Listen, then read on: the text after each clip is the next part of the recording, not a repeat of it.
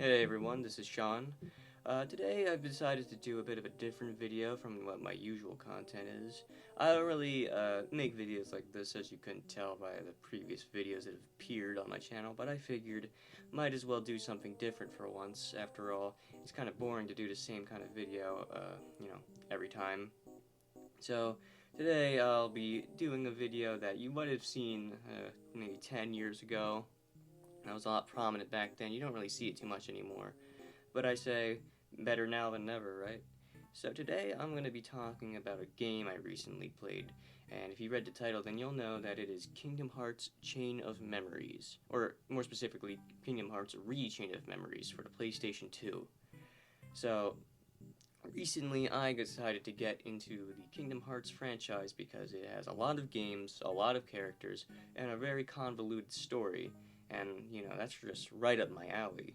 So I decided to play the first game, and I really liked it. I thought it was a very fun game.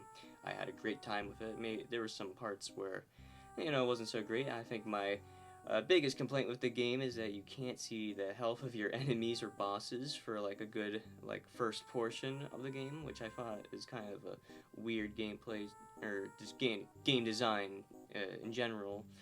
In almost every other game that I've ever played, you can generally, at the very least, see the health of the bosses you fight. Sometimes you don't see the health of your typical enemies, but, I just thought that was a weird choice. But besides that, I had a pretty good time playing the game, and I'd say, if you're at all interested in it, give it a shot. You might like it, you might not like it, who knows. But what I had to do next was the first hurdle in the Kingdom Hearts franchise. You see, in most other games, you'd assume that after you beat the first game, you play the second game, and technically, with Kingdom Hearts, you'd be correct with that statement. However, if you think that Kingdom Hearts 2 is the second game in the franchise, well, unfortunately, you're incorrect. You see, Kingdom Hearts, when it first released in, I want to say, 2004, maybe before that, it was very popular. People really liked it, and even before it released, Square Enix and Disney already made plans for a sequel. You see, in every Kingdom Hearts game, if you fulfill certain requirements, depending on your difficulty, you unlock a secret ending, which is usually just a little teaser about stuff that's going to happen in the next game. So it's, a little thing that you can work towards and, think about and speculate on, like, who are these characters, where's this new location, what's going on. It's a real cool thing, and a lot of people were eagerly anticipating the sequel to a really well-liked game. And in the meantime, while Kingdom Hearts 2 was being developed, which took place over the course of, I want to say, 4 years, it released in 2006, so actually, Kingdom Hearts 1 was released in 2002, but Square Enix decided to release Kingdom Hearts Chain of Memories for the Game Boy Advance. And now, you might notice something about the Game Boy Advance. The Game Boy Advance is not the PlayStation 2, which is to say it does not have the same processing power or complexities as the PlayStation 2, and therefore it cannot accurately or really recreate the gameplay of Kingdom Hearts 1 in any way, shape, or form, and that is simply due to the limitations of it. Now, I don't really fault them for that, because, you gotta make do with what you've got.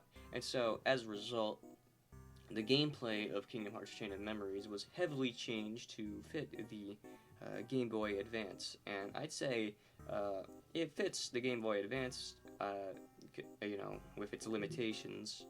But not everybody owned a Game Boy Advance back then, and so if you played Kingdom Hearts 1 and then jumped straight into 2, you'll be introduced to a bunch of characters that you don't know, and a bunch of concepts that you also don't know, and they also do make quite a few references to Chain of Memories in both 2 and later entries. So if you don't play Chain of Memories, you are going in very blind, and you're going to miss out on a lot of crucial plot details for the overall story.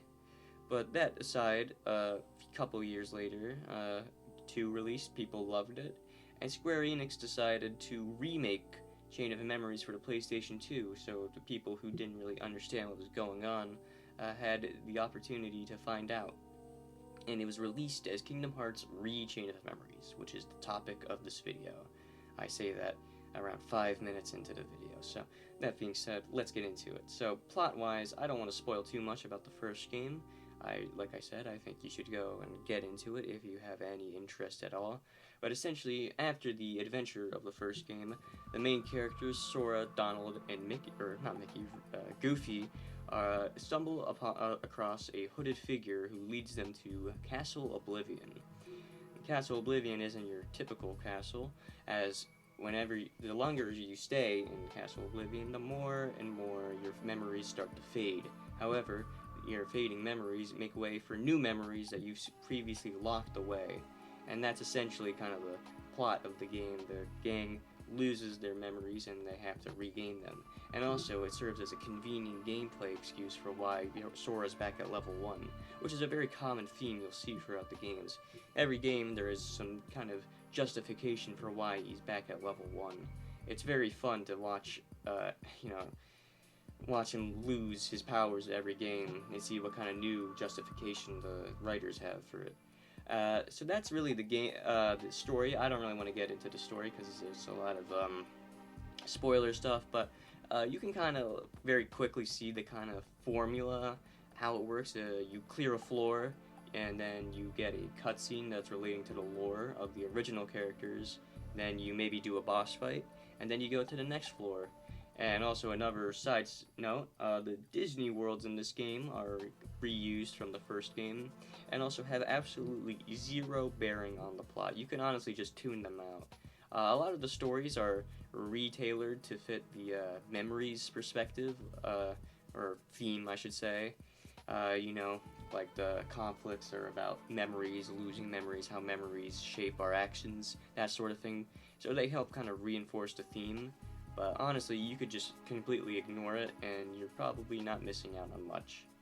But that's essentially the story. I think it's a decent story, and there's a lot of good moments, iconic moments, and iconic characters that are introduced. And that's really all I can say about the story. But my main gripes with the game comes more from the gameplay. Now, as I said, the gameplay was heavily restructured in order to fit the Game Boy Advance, and I think considering how it works on the Game Boy Advance, it works just fine. I think it's completely fair, and I won't fault it for that. However, they remade the game on the PlayStation 2 with the same engine and the same, essentially, like, fundamentals that the original game ran in. So, let me just quickly explain the combat in this game. So, you are dealt cards, you unlock more through leveling up, and these cards are numbered 0 to 9. And let's say you play a 7 card. If your enemy, who also has cards that have different effects, plays a card, let's say a 6 or below, and then your 7 card overpowers and you successfully carry out the attack. If their card is an 8, then they cancel your attack, and then they do an attack of their own. If your cards are the same value, they cancel each other out, and if you play a 0, well, you're able to nullify any card, but it can also be nullified in turn. That's kind of a very basic explanation of it. And you're also given the ability to do stock cards, so if you press the triangle button, you can combine 3 cards to make a very big value that usually can't be beaten. And stocking certain cards in a specific order will yield special attacks and special effects. So you gotta be kind of conscious with what you use. So my main gripe really is, in literally every other game in the franchise, if you just want to do your simple 3-hit combo, you press X 3 times, and that's it. There's no chicanery that you need to go through, no nonsense. You just press the button and you do it. However, in Chain of Memories, you have to use your cards, which you can run out of. Now, luckily, you can restore them, but it isn't permanent. The more you restore, the less you get back in return, until eventually you're just kind of left with 4 cards at the end of it. So it kind of incentivizes grinding to get your level up so you can hold more cards, get more cards, and that sort of thing. So if you don't like grinding, well, this isn't the game for you. And what bothers me is simple commands, just like attacking your enemy, are completely made completely convoluted for no seeming reason. and I don't really jive with that, personally speaking. I found it just incredibly cumbersome. Now, I managed to sit through in the entirety of Sora's campaign. There was a lot of highs and lows, mostly lows because of the combat system, but I did eventually beat it. But however, there is a second campaign where you play as Sora's best friend and rival Riku, and you find out his story.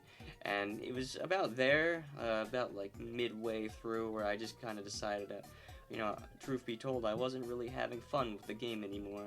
I didn't really want to play it. So I decided to just stop playing it and just watch the cutscenes on YouTube, which is probably what I would recommend you do if you don't really like the gameplay. If you find that you're probably not going to get into it and you probably just don't really want to waste your time playing a game that you might not enjoy, just watch the cutscenes on YouTube. It's only like 2 hours maybe. You can bang it out in probably just one session. And also, back to the gameplay. I know I'm very scattershot with my little review here, but the dungeon, it's kind of like a dungeon crawler, though I'm probably using the term incorrectly, but essentially there's every floor has a door that has a certain card required. So this can vary depending on where you're at in the game and what kind of door. It's different for basically every single door. So there's the simple greater than or less than doors, which require a card. Let's say it needs a card that's greater than 5. Well, you give it a 6, and it accepts anything a 5 or above. It accepts. If it's a 5 or below, then vice versa. And here's a little hidden trick. It's not really a trick, and I'm pretty sure they explain it in the game, but 0 cards open any numbered doors that, like, greater than or less than. So if you need, like, a card that's greater than 7, well, a 0 will open it, guaranteed.